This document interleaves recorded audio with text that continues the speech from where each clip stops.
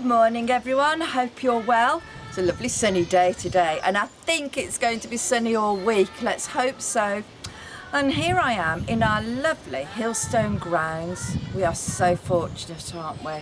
And in particular, I'm in the allotment today. All these things that are starting to grow, the greenery, the grapes, I'm really enjoying it. Lynn, our gardener, has been coming into school when there's been no one else here to make sure that she keeps the grounds beautiful and nice for you. We're growing raspberries here, that's our gardening club as well. And as lots of you know, Lynn's also my best friend.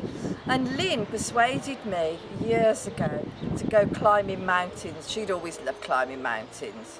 Well, I said, I can't climb a mountain. Yes, you can. Well, Hillstone children, you know, growth mindset, can we do it? Yes, we can. Because she persuaded me.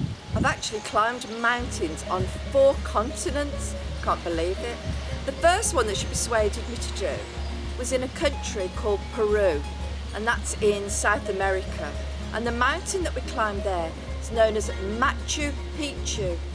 And it took us 3 or 4 days to climb, and we camped out. And when you get to the top of Machu Picchu, there's an ancient civilization had built stone houses there, and it was such a fascinating experience. We were so pleased that we did it, but we were so tired at the end of it. We actually caught a train to come down. Well, the next one that she got me doing was Mount Kilimanjaro. Mount Kilimanjaro is in Tanzania, a country that's in Africa, and that mountain is the highest freestanding mountain in Africa. Well, this one took us 6 days to climb to the top, and actually it was so high we needed oxygen when we got to the top.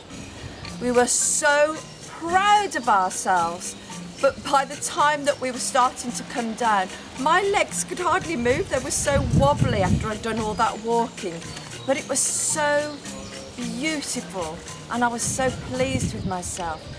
One of the things I remember the most is when we were camping out on the slopes of Kilimanjaro. I looked up at the night sky and the sky was filled with stars that we don't see so well in our country because of light pollution. A few times we've been trekking in the Himalayan mountain range.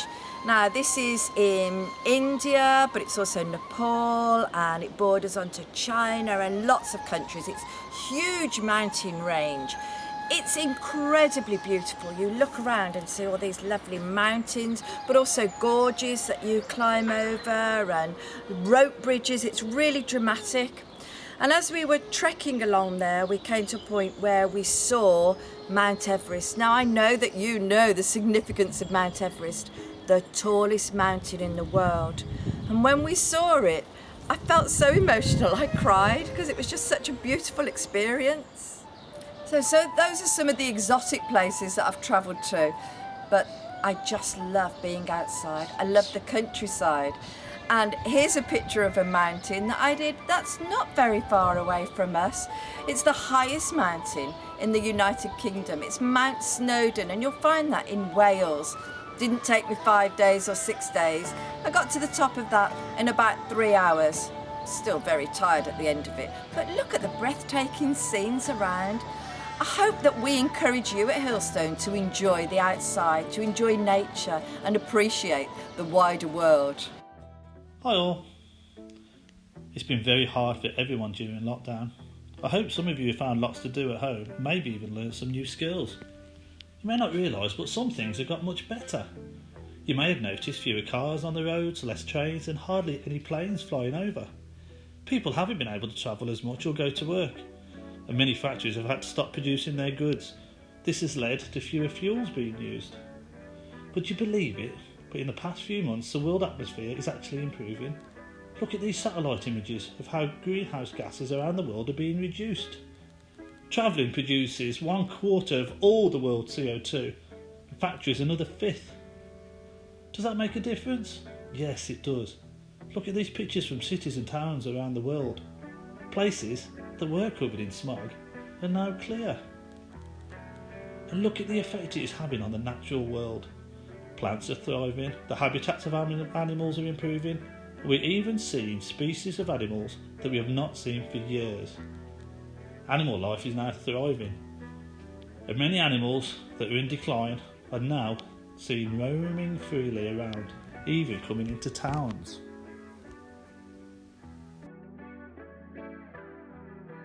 How many of you have been outside at 8 o'clock on a Thursday evening to applaud all of the key workers, especially the NHS, when it's such a difficult time?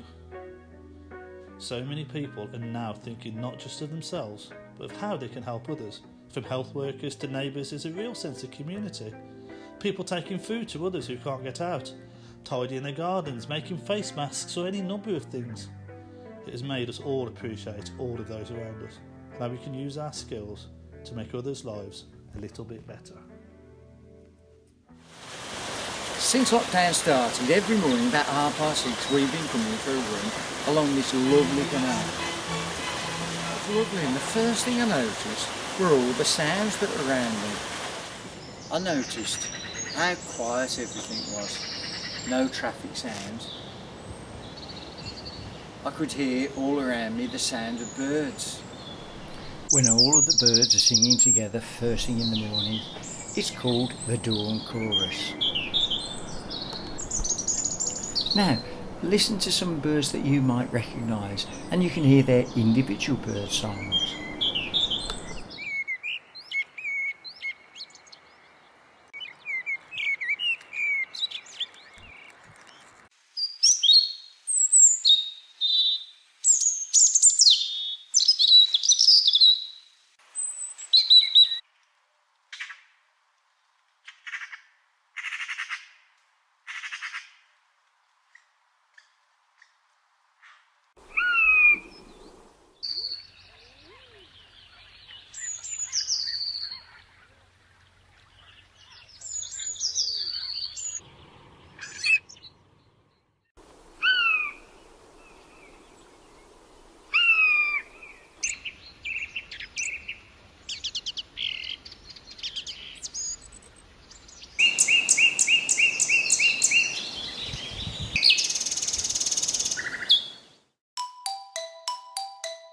One morning we noticed that the swans had actually laid eggs, and the eggs were hatching into baby swans which are called cygnets. Just look at these.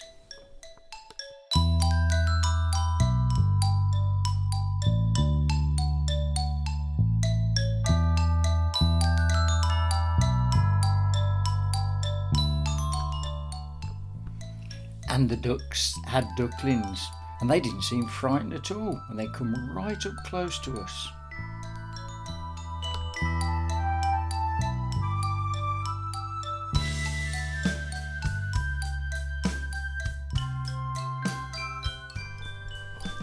And look at the Canada geese chicks.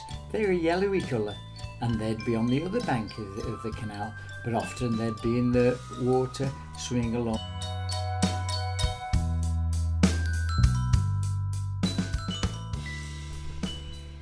And now you can see my favourites. These are the moorhens, and you can see them working together to build a nest right close to the bank by where we were.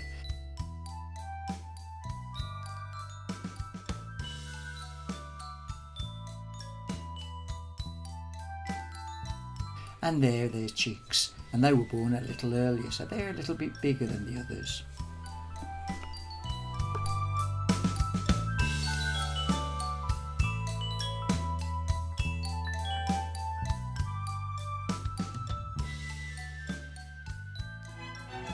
In this assembly, we've shown you some exotic, dramatic places from around the world, and we've shown you the canal that Mr. Farr walks along. They're all equally beautiful, and that's what I hope that you remember. We live in a wonderful world.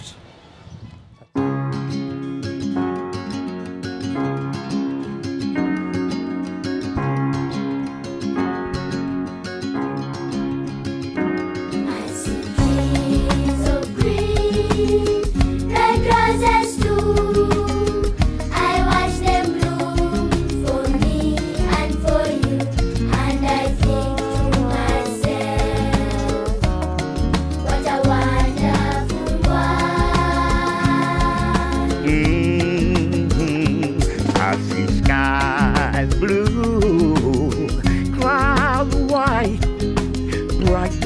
the day, then the dark, secret night, and I think to myself, what a wonderful world.